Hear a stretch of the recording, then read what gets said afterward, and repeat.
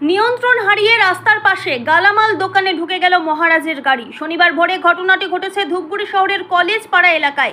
যদিও দুর্ঘটনার মুহূর্তে গাড়িতে ছিলেন না অনন্ত মহারাজ। জানা যায় মহারাজের গাড়িতে এক মহিলা এবং এক যুবক ধূপগুড়ির দিক থেকে কোচবিহারের দিকে যাচ্ছিল।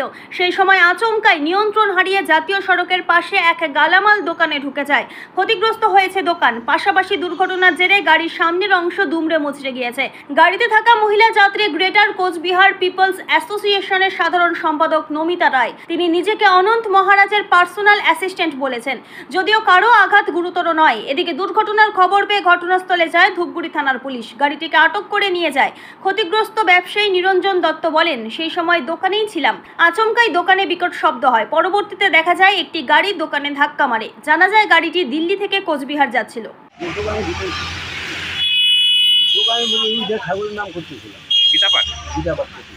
তখন কি হলো, কি বুঝতে পারলেন? হঠাৎ করে একটা শব্দ হলো আমার দোকান শুনতে ভাইকে ইয়ে হয়ে গেল গিয়া।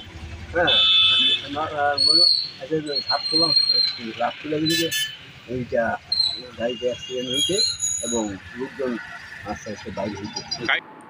ধূপগুড়ি থেকে ভাস্কর মহন্তের রিপোর্ট, আমাদের টিভি।